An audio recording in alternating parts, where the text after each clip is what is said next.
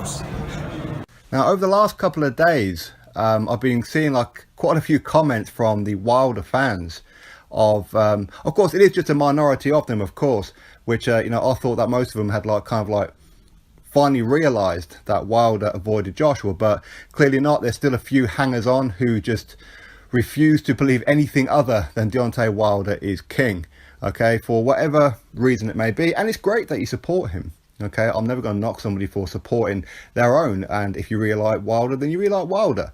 I like Wilder too, but when it comes to resumes and things like that, I'm very, very accurate with it, and I'm very, very honest, and Anthony Joshua has far exceeded Deontay Wilder by a whole country mile, maybe more, okay. So I've got a couple of questions for the Wilder fans, of course everybody else listening in, of course, why not, and of course give your answer as well. So people say, well, I say people, some Wilder fans say that Josh was a paper champion, and when Wilder gets hold of him, he's going to knock him out. Facts. And Wilder is a true champion, especially if he beats Tyson Fury. Facts.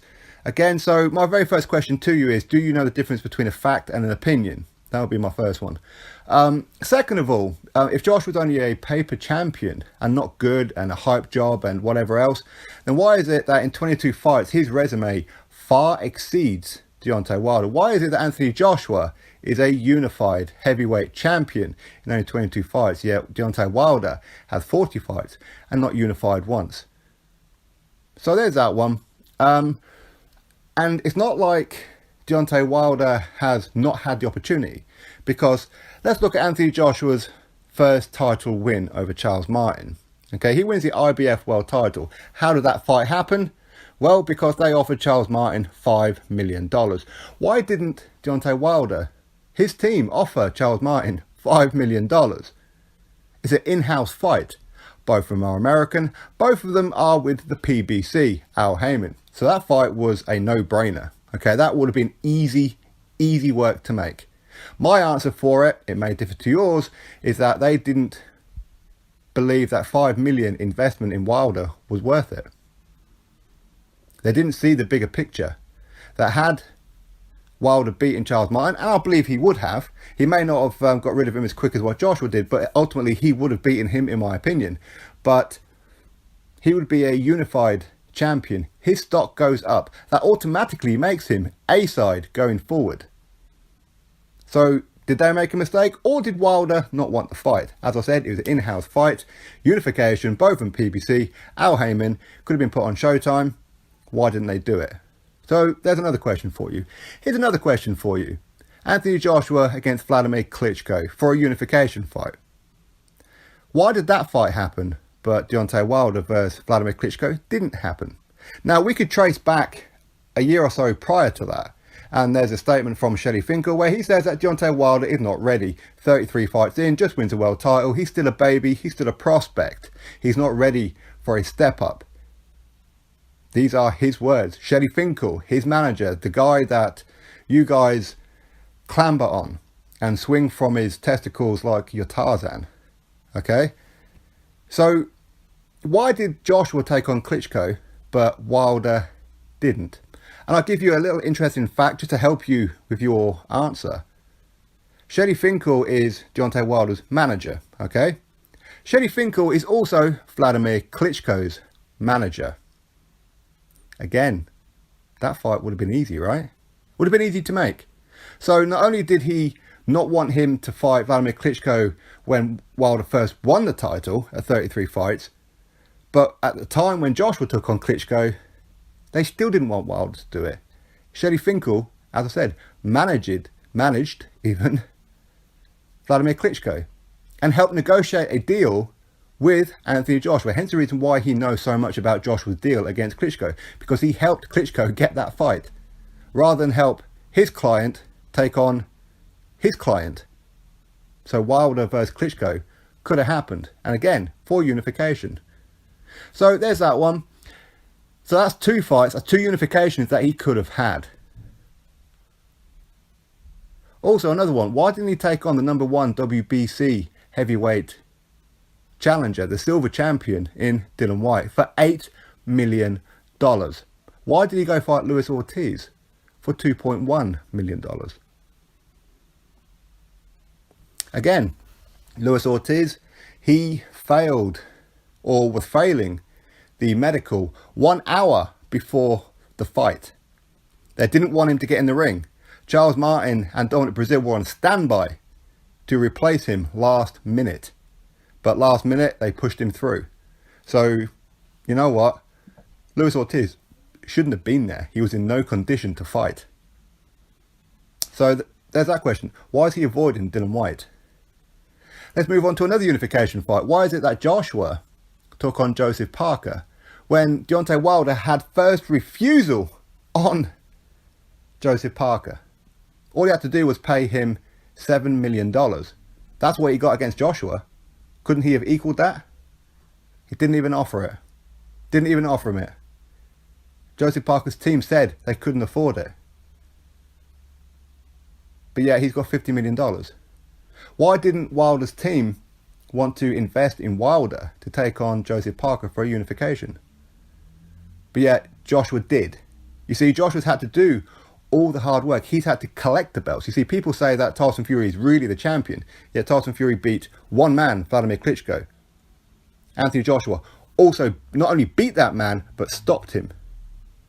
And he had to take on an undefeated young champion in Joseph Parker and an undefeated young Charles Martin. And he's only just hit 22 fights.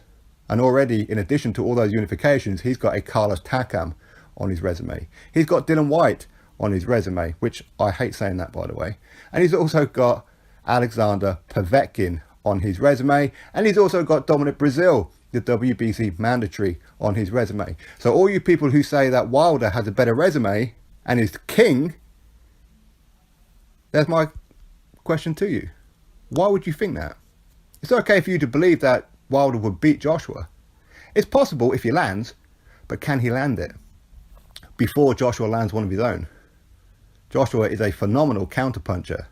Wilder isn't. Wilder hits with his wrists on the back of the head. He swings like a girl. He punches like he's on a cricket green bowling. It's only a matter of time before somebody reacts quicker than him and connects on that chin that he sticks out whenever he's throwing the big right hand. So there's a couple of questions for you, and I'll be interested to know which of you Wilder fans can honestly say, hand on heart, that Wilder has a better resume. And why are you saying that? Why? Because he's going to take on Tyson Fury. Okay. Who's lineal? Okay. But he hasn't been in a real fight for 3 years, and you all know what's been going on for 3 years. You same people have been criticising Tyson Fury all this time. Fat, out of shape, he's disgusting, he should be banned for life, all that kind of thing. But now suddenly, because Wilder's fighting him, he's the second best heavyweight in the world. Suddenly, lineal's important. But yet lineal wasn't important when Vladimir Klitschko had it. Even though the lineal had been broken on several occasions.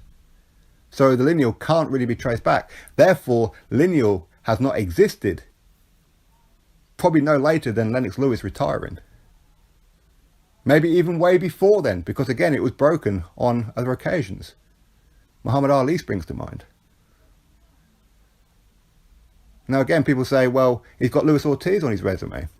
As I've just said, they were trying to pull him from the fight 1 hour beforehand. And this isn't me just making something up. This is fact. Okay? And not only that, Anthony Joshua offered Luis Ortiz a fight right after he fought Takam because he was a WBA mandatory. Ortiz said no, turned down the contract. Went to fight Wilder, failed a PED test. WBA suspended him.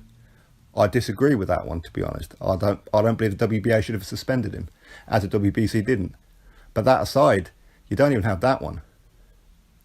So anyway, there's a few questions for you all to mull over. And I'd like some honest answers rather than the hate, thumbs down, run away, all that kind of thing. Because it's just pathetic, really. I know you don't want to hear it. You don't want to believe it. You want to believe in your own fake narrative that Wilder is the number one. He may beat Joshua. Maybe. Unlikely. But he could. But we're not talking about that We're talking about who has the better resume. Plenty of people have been saying that Wilder has the better resume. How exactly?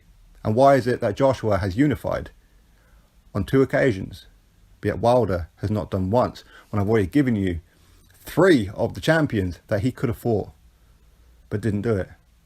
Again, why did he agree to all the terms with Joshua? Agreed to 15 million, which is 7-8 times more money than he's ever made in his career. He said, yeah, okay, fine, we'll do that. We'll go to the UK and we'll do it. He gets a contract, refuses to sign it because no date and venue. Yet he signs with Tyson Fury with no date and no venue. Go figure. He wanted a rematch against Joshua. There's always something that he wants. And there will always be something that he wants that will give him reason to not fight. Joseph Parker didn't get a rematch. Charles Martin didn't get a rematch. Vladimir Klitschko did get a rematch. Why? Because Vladimir Klitschko is a superstar. Is Deontay Wilder? Oh, hell no. Anyway, drop your thoughts below, click that thumbs up and subscribe. Catch you all on the next video.